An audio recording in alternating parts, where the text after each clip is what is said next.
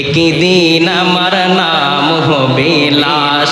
হবে নিও, একদিন আমার নাম হবে লাশ। সাদা কাপড় পরবে দেহ, রবে না আপন কেহ। সাদা কাপড় পরবে দেহ, রবে না আপন কেহ।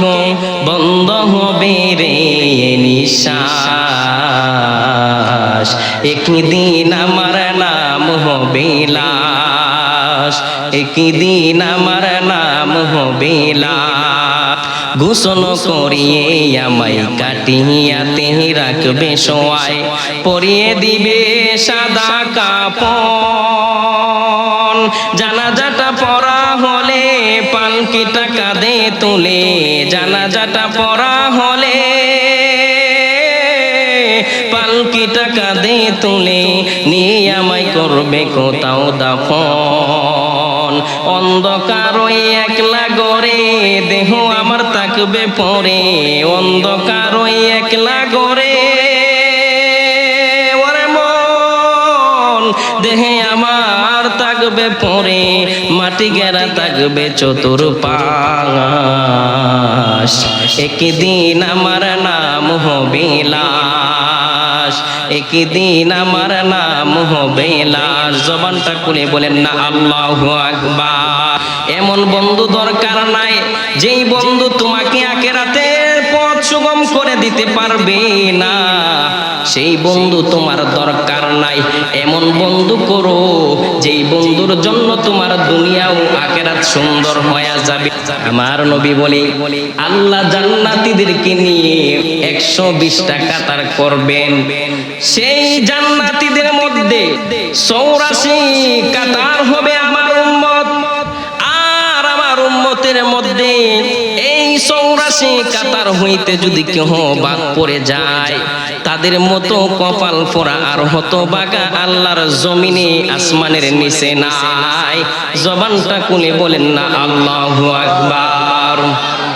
এ বন্ধু আমরা আমার নবীর সাথে জান্নাতে যেতে চাই কে চায় না? 120 কাতারের মধ্যে 84 কাতারের মধ্যে থাকতে চায় কে চায় না? 84 কাতারের মধ্যে যদি না থাকতে পারেন, তাহলে আপনি আমার মতো কপাল পোড়া নাই। দুনিয়াতে কত কিছুর পিছনে দৌড়ায়, কিন্তু কোনো কিছুর ভবিষ্যৎ নিশ্চিত নয়। যদি টাকার পিছনে দৌড়ান, টাকা পাইতেও পারেন, না পাইতেও পারেন। বাড়ির পিছনে দৌড়াও, তাহলে বাড়ি পাইতেও পারো, নাও পাইতে পারো। গাড়ির পিছনে দৌড়াও, গাড়ি পাইতে পারো, আবার নাও পাইতে পারো। বিল্ডিং এর পিছনে দৌড়াও, বিল্ডিং করতে পারো, আবার নাও করতে পারো। তোমার 1 শতক জায়গা আছে, 2 শতক করতে চাও। তোমার 1 কের জমি আছে, 2 কের করতে চাও। তুমি করলে করতেও পারো, আবার নাও করতে পারো। সেটা জানি মানি না। অনিশ্চিত ভবিষ্যতের পিছনে আমরা দৌড়াই, কিন্তু আল্লাহ বলেন বান্দারে আমি তোমাদের জন্য যেটা নিশ্চিত করে দিয়েছি, যেটা তোমরা জানো, তারপরও সেদিকে তোমরা দৌড়াইতে চাও না। কোন সে ভবিষ্যৎ? আমরা জানি আপনি আমার একদিন মৃত্যু হবে, কিন্তু মৃত্যুর রাস্তায় আপনি আমি দৌড়াই না। বলতে পারেন হুজুর কে এই দুনিয়া থেকে চলে যাইতে চায়? আরে মৃত্যুর রাস্তা দৌড়াইলে আপনি মৃত্যুবরণ করবেন না।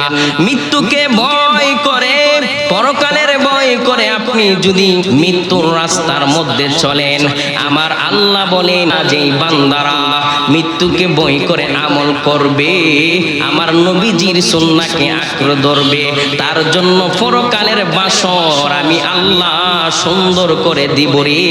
জবান খুলে বলেন না সুবহানাল্লাহ। চাইলেই সেই মৃত্যু থেকে বাঁচা যায় না, কিন্তু চাইলে আপনি জাহান্নাম থেকে বাঁচতে পারবেন, ঠিক কিনা বলেন? আমরা জাহান্নাম থেকে বাঁচতে চাই কে চাই না? 3 যুবকের ঘটনা। 3 বন্ধু, আজকাল এক বন্ধু আরেক বন্ধুকে ডাক দিন, এই বন্ধু আয় আজকে একটু সিগারেট টেনে আসি, বন্ধু আয় আজকে অন্য অন্য নেশা জিনিস খেয়ে আসি। এমন বন্ধু দরকার নাই যেই বন্ধু তোমাকে আখিরাতের পথ সুগম করে দিতে পারবে না, সেই বন্ধু তোমার দরকার নাই। এমন বন্ধু করো যেই বন্ধুর জন্য তোমার দুনিয়া ও আখিরাত সুন্দর হয়ে যাবে। তিন বন্ধু তারা একটা সফরের মধ্যে গিয়েছে, তারা পাহাড় পরিদর্শন করতে গিয়েছিল। তিনজন যুবক, সুদর্শন যুবক, এই পাহাড়ের পদদেশে যাওয়ার পর চতুর্দিক থেকে ঝড় তুফান আসতেছে। তারা নিজেদের আত্মরক্ষার্থে, নিজেদেরকে রক্ষা করার উদ্দেশ্যে তারা একটা গুহার মধ্যে গিয়ে প্রবেশ করলো। কোথায় প্রবেশ করলো? ওই পাহাড়ের পদদেশে, যেখানে নাই কোনো বাড়ি, নাই কোনো ঘর, নাই কোনো বিল্ডিং, শুধু গাছগাছালি আর পাথর, মরুভূমি এলাকা। তিনজন যুবক তারা ঘুরতে যাওয়ার পর তারা দুর্ঘটনার কলবের মধ্যে পড়ে, ঝড় তুফানের কলবের মধ্যে পড়ে গেল। তারা নিজেদেরকে রক্ষা করার উদ্দেশ্যে তারা একটা গুহার মধ্যে প্রবেশ করলে রে বাজান, গুহার মধ্যে তিনটা যুবক একসাথে প্রবেশ করার পরে বড় একটা পাথর এসে গুহার মুখটা ডেকে দিল। ডেকে দেওয়ার পর তিনটি যুবক ওই গুহার ভিতরে বন্দী হয়ে গেল। বাজান রে, তিনটি যুবক গুহার মধ্যে বন্দী হওয়ার পর তর তর করে কাঁপতেছে। আমরা যখন দুনিয়াতে বিপদে পড়ি তখন কিন্তু সব সময় আল্লাহর ডাকি, যেইভাবে বিপদে পড়লে আল্লাহকে ডাকি, অন্য সময় যদি আল্লাহকে এইভাবে ডাকতাম তাহলে আমরা আল্লাহর ওলি হয়ে যাইতাম। তিনটা যুবক গুহার মধ্যে বন্দী হয়ে গেল। তিনটা যুবক ওই পাথর দেখিয়া তর তর করে কাঁপতে লাগলো, বলতেছেন, গাফুরুর রহিম, তোমার নাম আল্লাহ, তোমার আরেক নাম হইল গাফফার। এ মাবুদ, জীবনে কি এমন পাপ করিলাম যার জন্য আজকে আমাদেরকে এই গুহার মধ্যে বন্দী করিলা? তারা যখন চিৎকার চেঁচামেচি করতেছে, গুহার ভিতর হইতে বাহির হই না তাদের আওয়াজ, তারা আরো বয়ে তর তর করে কাঁপতেছে। মনে হইতেছে তারা অন্ধকার কবরের ভিতর। একটা যুবক তাদের মধ্য হইতে বলতেছে, এইভাবে চিৎকার চেঁচামেচি করলে কেউ শুনবে না, দুনিয়ার মানুষ শুনবে না, পশু পাখি শুনবে না, জীব জানোয়ারও শুনবে না, গুহার মধ্যে পড়ে পড়ে পচে মরতে হবে। আমি জানি এমন একজন আছে রে, যিনি উচ্চ সুরে আওয়াজ করে ডাকতে হয় না, যিনি মানুষের হৃদয়ের কবর জানে। ওই দুইটা যুবক বলতেছে, কে সে? ওই যুবক ডাক দিয়া কই, সে হইল আমার রব্বুল আলামিন। জবান খুলে বলেন না আল্লাহু আকবার। আপনি আমি কোথায় যাব, কি করব, কি না করব, সকল কিছু আমার আল্লাহ জানেন কি জানে না। ওই যুবক বলতেছে, রে যুবক, এ আমার বন্ধুগণ, ওই আল্লাহকে যদি ডাকি, আল্লাহ আমাদেরকে এই বিপদ হইতে উদ্ধার করতে পারে। আমরা যখন বিপদে পড়ে আল্লাহকে ডাকি, আল্লাহ আমাদেরকে উদ্ধার করে কি করে না? সব সময় আল্লাহকে ডাকতে হবে। অনেক মানুষ অভিযোগ করে বলে, আমি বিপদে, আল্লাহ দেখে না। আল্লাহ কি দেখে না আমি এত বিপদের মধ্যে আছি? আল্লাহ কিন্তু তার মুমিন বান্দাদেরকে বিপদ আপদ দিয়ে পরীক্ষা করে। আওয়াজে বলেন ঠিক না বেটি? ওই দিকে যাব না, অনেক সময়ের প্রয়োজন। আল্লাহ আমাদেরকে সব সময় বিপদ থেকে রক্ষা করেন। ওই তিনটা যুবক হইতে একটা যুবক বলতেছে, সে হইল আল্লাহ। কিভাবে ডাকবো? তাকে যেইভাবে ইচ্ছা সেইভাবে ডাকা যায়। আমি তোমাদের কাছে জানতে চাই, জীবনে এমন কোন ভালো কাজ কি করেছো যার বিনিময়ে আল্লাহ এই পাথর হইতে আমাদেরকে মুক্তি দিতে পারে, এই পাথরটা একটু সরাই দিতে পারে, এই গুহা হইতে আমাদেরকে উদ্ধার করতে পারে? এমন কোন কাজ কেউ করেছে কইনা? তোমরা প্রত্যেকে যার যার একটা ভালো কথা আল্লাহর কাছে তুলে ধরো। কি ধরতো? ভালো কাজ, তার বিনিময়ে আল্লাহর কাছে মুক্তি চাই ওই পাথর হইতে, গুহা হইতে। হঠাৎ করে এক যুবক বলতেছে, মাবুদ, এমন একটি কাজ করেছিলাম, আমি জানি গো আল্লাহ, এই কাজটা তোমার কাছে অতি পছন্দ হবে, তোমার কাছে ভালো লেগেছিল। ও আল্লাহ, আমার কাছে আমার চাচাতো বোন একদিন 100 টাকা চাইছিল। এটা আমাদের দেশের টাকা নয়, আরব দেশের টাকা। ওই তখনকার সময়ের টাকা 100 টাকা চাইছিল। আমার বোনটা ছিল বড় সুন্দরী রূপসী। আজকাল যুবকেরা, আমাদের মা বোনরা যখন রাস্তা দিয়ে চলাচল করে তারা বলে, আহ কত সুন্দর। এই যুবক, আমি তোমাকে বলতে চাই, তোমার ঘরেও তো তোমার মা আছে, তোমার ঘরেও তো তোমার বোন আছে, আছে কি না? তোমার বোনের দিকে তাকাও, তোমার বোন একদিন মা হবে, তুমি একদিন বাবা হবা। তোমার মেয়েকে দেখে টিকটারি মস্কারি মানুষে দিবে, কারণ যে যেটা করে তার জন্য সেটা রিজার্ভ থাকে, বরাদ্দ থাকে। আমরা সেইগুলো থেকে বিরত থাকতে চাই কি চাই না? বুঝানোর জন্য বলতেছি, ঘটনা থেকে শিক্ষা নিবেন। ওই যুবক বলতেছে, মাবুদ, আমি একবার আমার বোন আমার কাছে 100 টাকা চাইছিল। বোনটা ছিল বড় রূপসী, বড় সুন্দরী। আমি বোনকে বলেছিলাম, বোন, আমি তোমাকে 100 টাকা দিতে পারি যদি তুমি তার বিনিময়ে আমার সাথে খারাপ কাজে লিপ্ত হও। জবান খুলে বলেন না নাউজুবিল্লাহ। বর্তমানে টাকার বিনিময়ে অনেকেই খারাপ কাজ করে, খারাপ কাজ করেনি এমন অনেক মানুষ আছে খারাপ কাজ করে। আমরা খারাপ কাজ থেকে বিরত থাকতে চাই কি চাই না? ও মাবুদ, আমার বোন অসহায় আসলো আর আমি তাকে প্রস্তাব দিলাম। দেওয়ার পরে সে রাজি হইয়া গেল, কিন্তু তার সাথে খারাপ কাজে লিপ্ত হওয়ার জন্য আমি একটা গৃহের মধ্যে প্রবেশ করলাম গো। গৃহের মধ্যে প্রবেশ করার পরে সে চতুর্দিকে, ওই যুবকটা চতুর্দিকে জানালা বন্ধ করে দিল। বন্ধ করে দেওয়ার পর বলতেছে, বোন, তুমি অত্যন্ত সুন্দর রূপসী, তোমাকে বুক করার জন্য আমার দীর্ঘদিনের প্ল্যান, কিভাবে আমি তোমার সাথে খারাপ কাজে লিপ্ত হইতে পারবো। দরজা লাগিয়ে দিলাম, জানালা লাগিয়ে দিলাম, এখন আর কেহ নাই, আর কেউ দেখবে না। ওই বনটি ওই সুন্দর রূপসী একটা ডাক দিয়ে কয়, ও আমার ভাই, তুমি আমার ভাই, তুমি দরজা জানালা বন্ধ করে দিলা, দুনিয়ার কেউ দেখবে না। দুনিয়াতে আর কয়দিন থাকবো? 60 বছর, 70 বছর। কিন্তু রে, এমন একজন দেখবে যার কাছে 60-70 বছর জিন্দেগির পরে তোমার আমার যাইতে হবে। জবান খুলে বলেন না আল্লাহু আকবার। কার কাছে যাইতে হবে বলেন? আল্লাহ, ঠিক কিনা? তুমি বলছো দরজা লাগাইয়া দিছো, জানালা লাগাইয়া দিলাম, কেউ দেখবে না, কিন্তু দেখার মতো একজন আছে। সে কে? আল্লাহ। সে বান্দাকে সর্ব অবস্থায় দেখে, বান্দা কি বলে তা শুনে। যখন যুবকের সামনে এই কথাটি বলল, যুবক সাথে সাথে বেহুশ হয়ে গেল।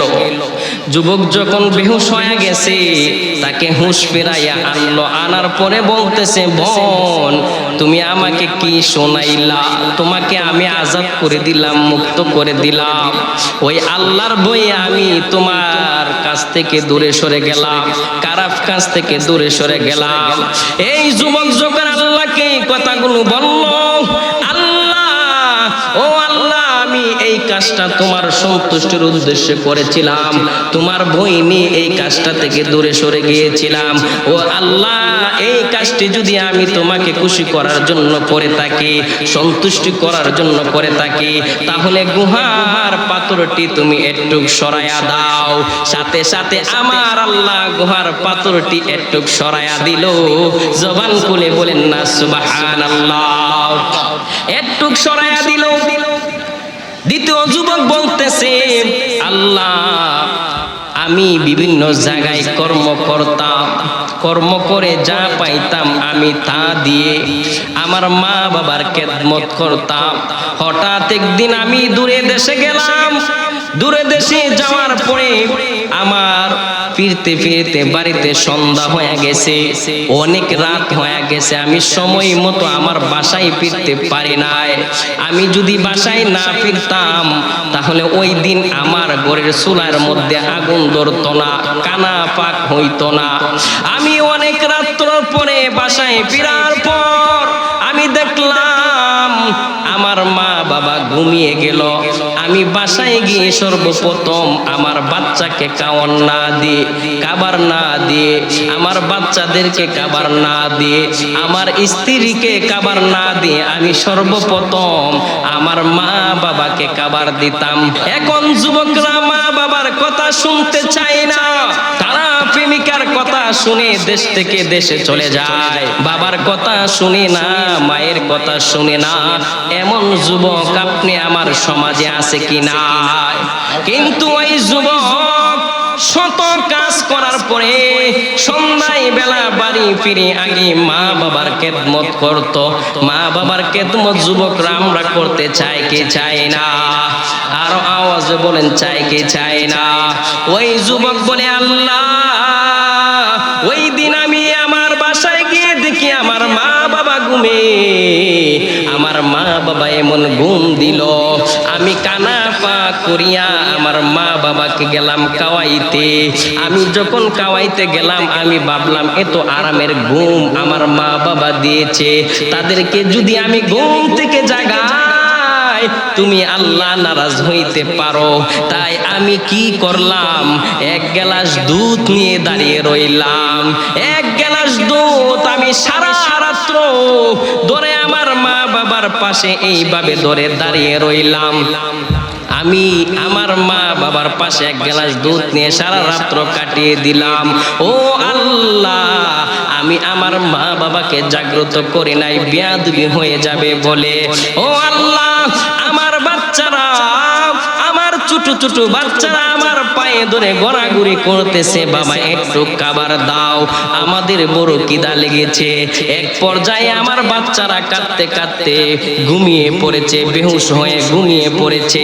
আমি বাচ্চাদেরকে তোমার সন্তুষ্টির জন্য খাবার দেইনি, কারণ আমি আগে আমার মা বাবাকে খাওয়াইতাম, এখন যুবকের আগে মা বাবাকে খাওয়াইতে চাই না। এমন যুবক আপনি আমার সমাজে আছে কিনা? ও আল্লাহ, সকাল যখন হইল আমার মা বাবার ঘুম যখন ভাঙলো, আমি সর্বপ্রথমে আমার মা বাবাকে খাওয়াইলাম, তারপরে বাচ্চাদেরকে খাওয়াইলাম, বাকি যেটুকু ছিল আমি আর আমার স্ত্রী খাইলাম। ও আল্লাহ, এই কাজটি যদি তোমার সন্তুষ্টির জন্য করে থাকি তাহলে তুমি গুহার পাথরটি আটটুক সরাইয়া দাও। জবান খুলে বলেন না সুবহানাল্লাহ। এই কথা বলার পরে সাথে সাথে আমার আল্লাহ পাথরটিকে আটটুক সরাইয়া দিলেন। এখন কিন্তু তিনটা যুবক একসাথে বাইর হইতে পারবে না, আবার ঘেঁষাঘেঁষি করেও বাইর হইতে পারবেন না। আর একটু যদি সরাইয়া দেই তাহলে বাহির হইতে পারবে। এখন দুই যুবক মিলে বলতেছে তৃতীয় যুবককে, এই যুবক তুমি এমন কোন কাজ করছো নি যেই কাজ আল্লাহ সন্তুষ্টি হবে, আল্লাহ খুশি হবে, তুমি একটু পানা চাও, সেই কাজের বিনিময়ে। ওই যুবক বলতেছে আজকাল আমরা কাজ করি দোকান থেকে বাকি খাই, ব্যবসা থেকে বাকি খাই। কেউ যদি ব্যবসা বাণিজ্য করে ব্যবসা প্রতিষ্ঠান থেকে বাকি খাইতে খাইতে সেই ব্যবসায়ীকে আমরা সঙ্গে তুলে ফেলি, ঠিক কিনা বলেন? যখন ব্যবসা ছেড়ে চলে যায় সেই ব্যবসায়ীকে পাওনা দিতে চায় না, বলে যে দোকান শেষ, তোমার টাকাও শেষ। কিন্তু না, টাকা শেষ না, পাওনা কিন্তু দুনিয়াতে না দিলেও আখিরাতে তোমার দিতে হবে। মানুষের হক মেরে দেই, মানুষের হক মেরে দিই, চিন্তা করি না যে পরকালে যাইতে হবে আপনি আমাকে। ওই তৃতীয় নম্বর যুবক বলতেছে আমার একটা কর্মের জায়গা ছিল যেখানে অনেক লোক কর্ম করত। একদিন একটা যুবক তরুণ বয়সের আমার কাছে আইসা বলতেছেন, ভাই ও আমার মালিক, আমি আজকের কাজের বিনিময়ের চাল আমি নিব না, কি করবাম? তখনকার সময়ের 1 পাউন্ড চাল দিত, 1 পাউন্ড চাল আমি নিতে চাই না, আমি একটি জায়গায় চলে যাব, আমি বাড়ি ফিরব না। ওই যুবকটি তার মালিকের কাছে 1 পাউন্ড চাল রেখে গেল। 1 পাউন্ড চাল যে রেখে গিয়েছিল, ওই যুবক আর ফিরল না। মালিক অপেক্ষা করতে করতে কাকে দিবে কাকে না, সেই চিন্তা সেই বিভোর। ওই যুবকের অপেক্ষায় সে বিভোর, কিন্তু মালিক ভালো ছিল বলে ওই 1 পাউন্ড চাল বেচে সে একটা বকরি কিনলো। একটা বকরি কিনলো, বকরি বাচ্চা দিল, অনেকগুলা বাড়তে থাকলো। বকরিগুলো বেচে সে কি কিনলো? গরু কিনলো। গরু বাড়তে থাকলো, সেই টাকা লাভের থেকে এসে রাখলো। হঠাৎ করে ওই যুবক চালের জন্য আসলো, বলতেছেন, মালিক, হে আমার মালিক, আপনি কি আমাকে চিনেননি? আমাকে চিনতে পারছেননি? আমি আপনার কাছে আমানত হিসাবে 1 পাউন্ড চাল রেখে গিয়েছিলাম। আজকাল যদি আমানত রেখে যায় মানুষ খেয়ানত করে। বলতে পারেন হুজুর ঘটনা বলতেছে, ঘটনা কিন্তু শিক্ষা দেওয়ার জন্য আপনাদেরকে বলতেছি। ওই যুবক বলতেছেন, মালিক, হে 1 পাউন্ড চাল আপনার কাছে রেখে গিয়েছিলাম, আমাকে দেন। ওই মালিক ডাক দিয়া কয়, তাকিয়ে দেখো 3টা ঘর দেখা যায়। 3টা ঘরের ভিতরে যত গরু আছে সমস্ত গরু তুমি নিয়ে যাও।